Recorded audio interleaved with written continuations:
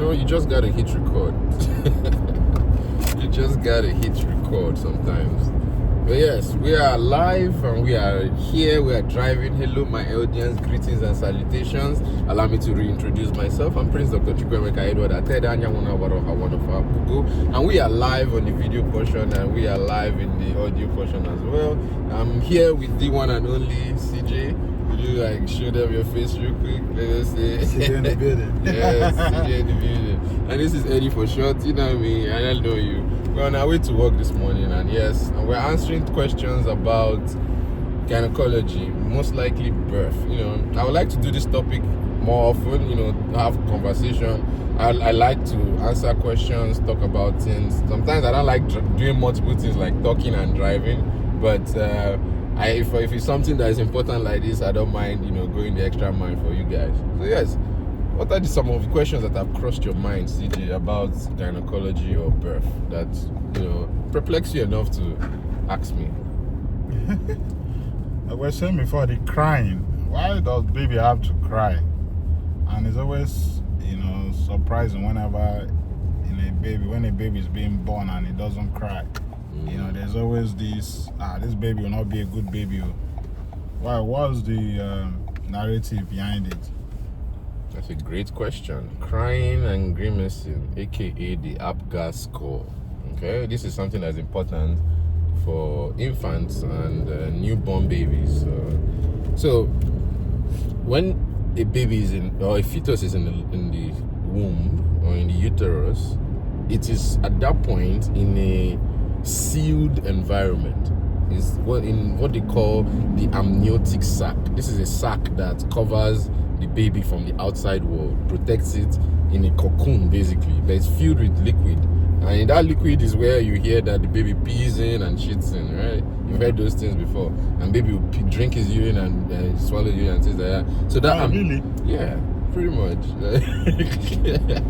Because it's the same sac and water that is in. At that point, it's not really, you know, because urine is sterile, you know. Urine is sterile most times, especially when you have a bacterial infection. So technically, you could drink your urine, but it's just filled with toxins that you've expelled from your body.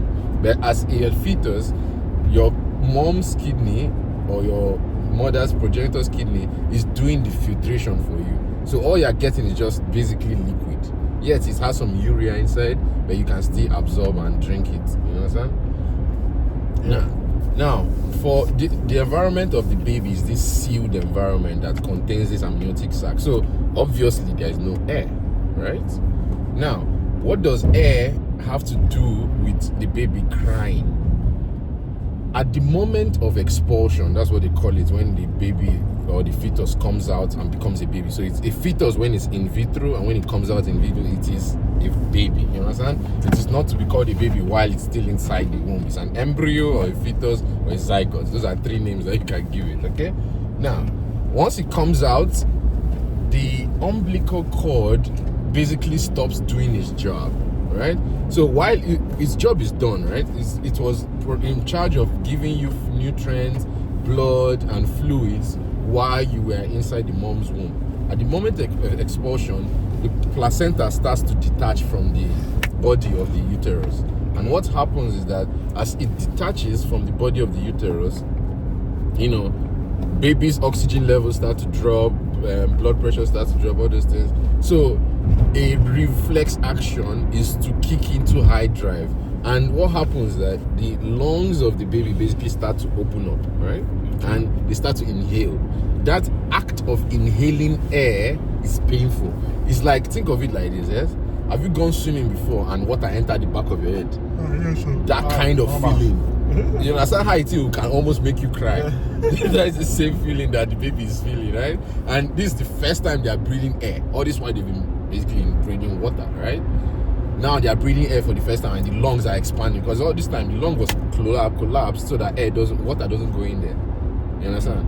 So now it's finally expanding, and then there's still some residual water in the mouth. That's why they take out the meconium from the baby's mouth at the moment of birth. You see them use a suction and put in the baby's mouth and suck whatever that is inside there out, because you don't want that baby aspirating that into their lungs. It can create some kind of pneumonia of a kind. You understand? Yeah. So the crying is a reflex action to the pain that is felt from the act of breathing. So that inhalation, that time that they take that first, the lungs start to open, and it's just like when you blow up a bubble wrap, right? So it goes. That feeling of papa is very painful to a baby who has never felt pain before, almost, right? So the baby just starts crying, and that's one of the most intense cries a baby can have, because it is a matter of life and death, literally, you know. So the baby cries, and that is doing the. When it's inhaling in that part, it's basically filling up more and more of his lung, and more of his lung is expanding until it's completely expanded. Then the baby calms down and everything. Then they clap for everyone, everybody's happy. They put the baby on the mommy's chest. So you know why they put the baby on the mother's chest? Why? They put the baby on the mother's chest. Yeah, well, yes, you know, calming, knowing that mom is there, mom is sent.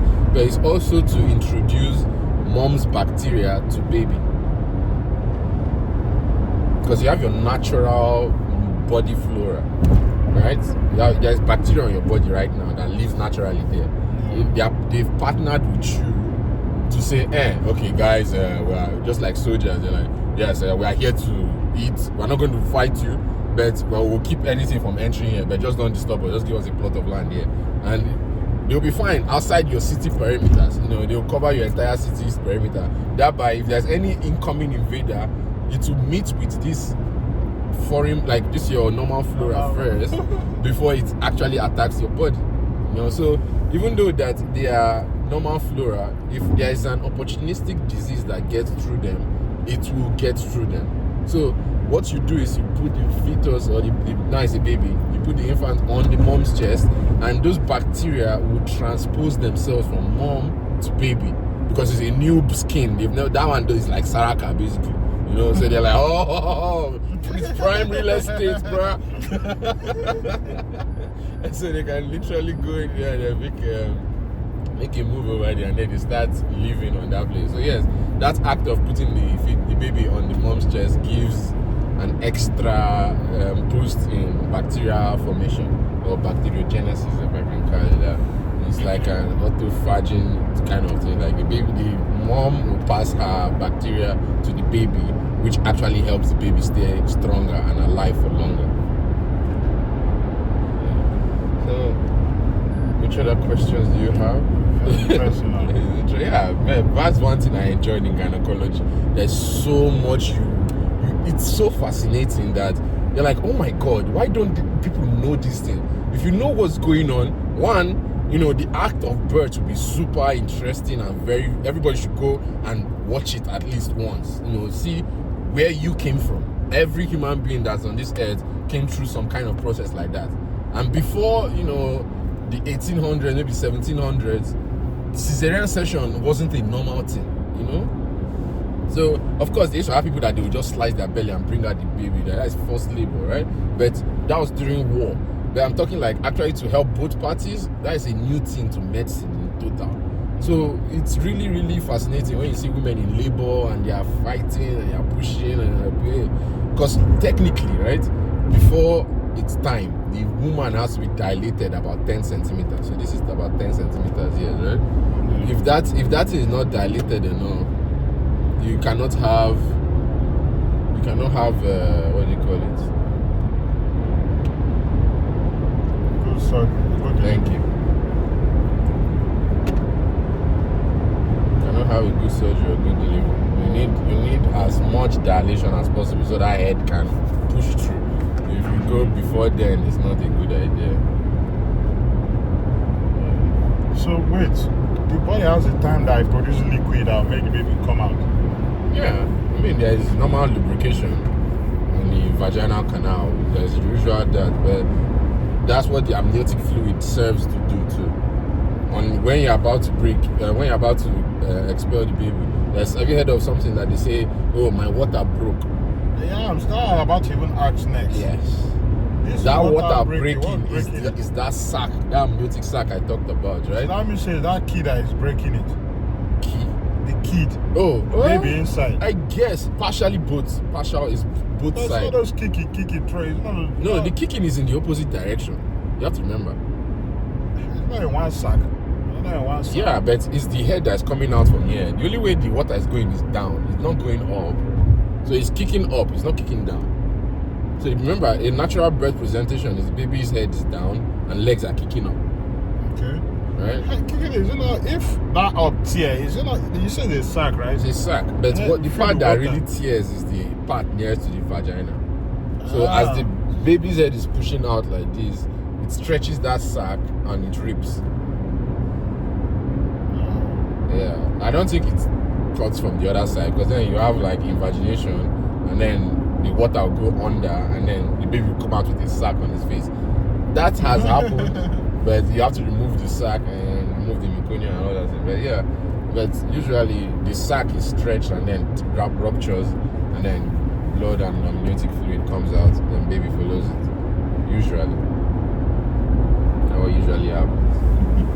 Yes, that is another cool thing about birds that's fascinating to me, and I wish people could do more like that. You guys should join us if you guys think that you have more questions that are interesting like this. You know, these are fascinating questions. I want to be able to do this at least once a day. We'll just take 10 minutes and just answer random questions from fans and people that are interested in knowing things about the world.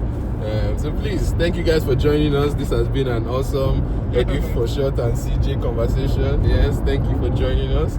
Yes, if there's anything, you guys, you can reach us on our social media, on Eddy for Short if it's on Instagram, it's Eddy for Short _ studios, which is EDDY number 4 SHOT. So EDDY number 4 SHOT, Eddy for Short. Okay. _ studios. On YouTube, you just find Eddy for Short. On TikTok, Eddy for Short. And all the social medias, you find me in kind of the similar way, Eddy for Short. Alright, thank you so much. CJ, is there any way they can reach you? My Instagram, Chiboy551. Chiboy551. My Snapchat, Chiboy551. It's the same. Yeah, I also have a Snapchat. It's Amy Atta, Eddy for Short. You'll find it. Yes, you guys should add me, follow us, like and subscribe. Send in your questions. You know, that's how we'll be able to answer these things. So send in your questions. We'll answer them live. We'll answer them with all the fun and knowledge that we have, and you know, with the intrigue. If there's something we don't know and you think you know, please get on the podcast, get on the show. You know, maybe there's something that I don't know, maybe I said wrongly. Please come and elaborate, come and explain. And if there's something that you don't know and you want to learn in person, we are glad to have you in person and we'll learn happily. Thank you guys once again for joining me. It has been an awesome event. Appreciate you all. Thank you. Bye bye. Peace.